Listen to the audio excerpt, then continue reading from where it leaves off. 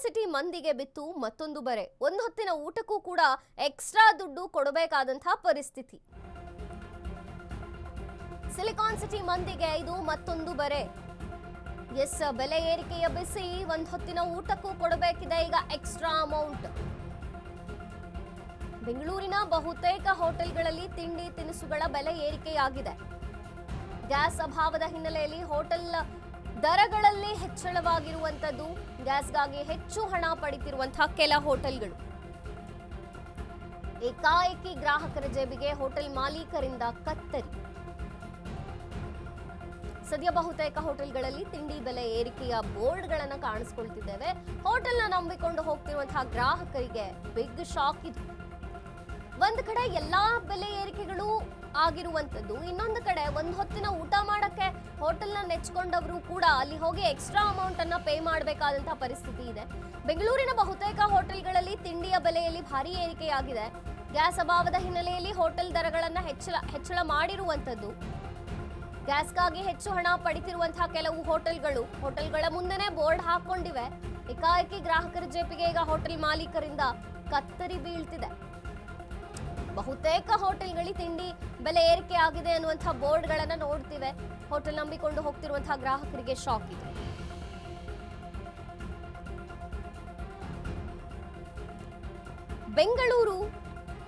ಬೆಂಗಳೂರಿನಲ್ಲಿ ಸಾಕಷ್ಟು ವಿದ್ಯಾರ್ಥಿಗಳು, ಬ್ಯಾಚುಲರ್ಸು ಮತ್ತು ಒಂದು ಹೊತ್ತಿನ ಊಟಕ್ಕೋಸ್ಕರ ಬಹುತೇಕ ಜನರು ಹೋಟೆಲ್ ಅಥವಾ ಮೆಸ್ಗಳನ್ನ ಅಥವಾ ಕ್ಯಾಂಟೀನ್ಗಳನ್ನ ನಂಬಿ ಜೀವನ ಮಾಡ್ತಿರುವಂತದ್ದಿದೆ. ಆದ್ರೆ ಈಗ ಗ್ಯಾಸ್ ಅಭಾವದ ಹಿನ್ನೆಲೆಯಲ್ಲಿ ಹೋಟೆಲ್ಗಳು ಎಕ್ಸ್ಟ್ರಾ ಅಮೌಂಟ್ ಅನ್ನ ಪಡಿತಾ ಇವೆ.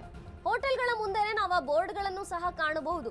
ಗ್ಯಾಸ್ ಬೆಲೆ ಏರಿಕೆಯಾಗಿದೆ, ಹಾಗಾಗಿ ಯಾವ ತಿಂಡಿಗೆ ಎಷ್ಟು ಬೆಲೆಯನ್ನ ಏರಿಸಲಾಗಿದೆ ಅನ್ನೋದನ್ನು ಕೂಡ ಅಲ್ಲಿ ನಮೂದು ಮಾಡಲಾಗಿದೆ.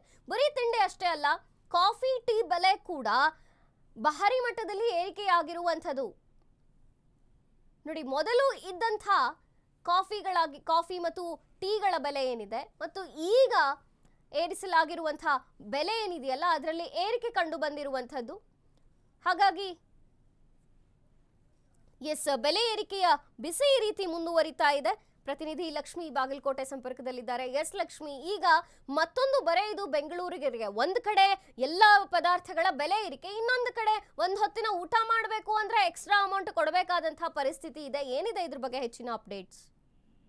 ಎಸ್ ಮಂಜರಿ, ಸದ್ಯಕ್ಕೆ ಬೆಂಗಳೂರಿಗರಿಗೆ ಮತ್ತೊಂದು ಶಾಕ್ ಖಂಡಿತವಾಗ್ಲೂ ಎದುರಾಗಿರುವಂತದ್ದು. ಕೇವಲ ಬೆಂಗಳೂರಿಗರಿಗೆ ಮಾತ್ರ ಅಲ್ಲ, ಇಡೀ ದೇಶಕ್ಕೆ ಒಂದು ರೀತಿಯಲ್ಲಿ ಇದು ದೊಡ್ಡ ಮಟ್ಟದ ಏನು ಅವರಿಗೆ ಹೊಡೆತ ಬಿದ್ದಿರುವಂತದ್ದು. ಯಾಕಂತಂದ್ರೆ ಇತ್ತೀಚೆಗೆ ಒಂದಾದ ಮೇಲೆ ಒಂದು ಬೆಲೆ ಏರಿಕೆ ಆಗಿತ್ತು, ಆದ್ರೂ ಪರವಾಗಿಲ್ಲಪ್ಪ ಹೇಗೋ ಒಂದ್ ಸರಿದೂಗಿಸ್ಕೋಣ ಅನ್ನುವಂತಹ ಸಂದರ್ಭದಲ್ಲಿ ಈಗ ಗ್ಯಾಸ್ ಅನ್ನುವಂಥದ್ದು ತುಂಬಾ ಹೊಡೆತ ಬಿದ್ದಿದೆ.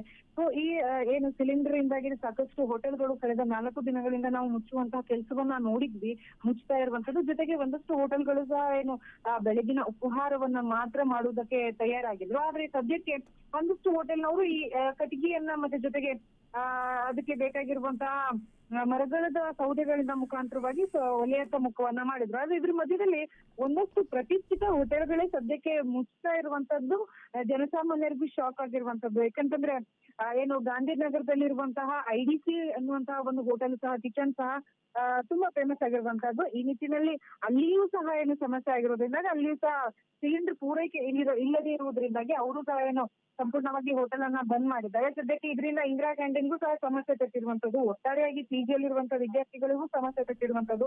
ಹಾಗಾದ್ರೆ ಬೆಂಗಳೂರು ನಗರದಲ್ಲಿ ಸಾಕಷ್ಟು ಜನ ಬ್ಯಾಚುಲರ್ಸ್ ಇದ್ದಾರೆ, ಹೋಟೆಲ್ ಅನ್ನ ಅವಲಂಬಿಸಿಕೊಂಡಿರುವಂತವ್ರು ಇದ್ದಾರೆ, ಇಂದಿರಾ ಕ್ಯಾಂಟೀನ್ ಅನ್ನ ಅವಲಂಬಿಸಿ ಇಲ್ಲಿ ಬದುಕ್ತಾ ಇರುವಂತವ್ರು ಇದ್ದಾರೆ. ಇವರೆಲ್ಲರಿಗೂ ಸಹ ಸದ್ಯಕ್ಕೆ ಹೊಡೆತ ಬಿದ್ದಿರುವಂತದ್ದು. ಇದನ್ನ ಗಮನಿಸಿ ಏನೋ ರಾಜ್ಯ ಸರ್ಕಾರದಿಂದ ಆಗಿರ್ಬೋದು, ಕೇಂದ್ರ ಸರ್ಕಾರದಿಂದ ಆಗಿರ್ಬೋದು, ಸಿಲಿಂಡರ್ ನ ಪೂರೈಕೆ ಮಾಡುವತ್ತ ಏನಾದ್ರೂ ಹೆಚ್ಚಿನ ಒತ್ತನ್ನ ಕೊಡ್ತಾರ ಅನ್ನುವಂಥದ್ದು ಒಂದು. ಜೊತೆಗೆ ಗೃಹ ಬಳಕೆಗೆ, ಆಸ್ಪತ್ರೆಗೆ ಹಾಗೂ ಶಾಲಾ ಕಾಲೇಜುಗಳಿಗೆ ಏನು ಅವಶ್ಯಕ ಸಿಲಿಂಡರ್ ಇದೆಯೋ ಅವ್ರಿಗೆ ಮಾತ್ರ ಯಾವುದೇ ರೀತಿಯಾದಂತಹ ತೊಂದರೆ ಆಗದ ರೀತಿಯಲ್ಲಿ, ಯಾಕಂದ್ರೆ ಈಗ 1-2 ನಡೆಯುತ್ತೆ, 1-2 ಸಿಲಿಂಡರ್ ಮುಖಾಂತರವಾಗಿ ಅವರ ದಿನಗಳನ್ನು ಕಳೀಬಹುದು. ಬಟ್ ಹೋಟೆಲ್ಗಳಿಗೆ ಹಾಗಲ್ಲ, 15ರಿಂದ 20 ಸಿಲಿಂಡರ್ಗಳು ಬೇಕಾಗುವಂತ ಕಾರಣದಿಂದ ಎಲ್ಲ ಸಮಸ್ಯೆಗಳು ಎದುರಾಗಿರುವಂತದ್ದು. ಸುಮಾರು ಬೆಂಗಳೂರಲ್ಲಿ ಏನಿಲ್ಲ ಅಂತಂದ್ರೂ 100ಕ್ಕೂ ಹೆಚ್ಚು ಹೋಟೆಲ್ಗಳು ಸದ್ಯಕ್ಕೆ ಸ್ಥಗಿತ ಆಗಿರುವಂತಹದ್ದು.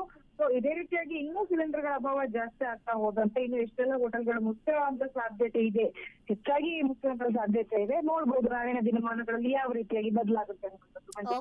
ಓಕೆ ಲಕ್ಷ್ಮಿ, ಥ್ಯಾಂಕ್ ಯು ನಿಮ್ಮೆಲ್ಲ ಮಾಹಿತಿಗಾಗಿ.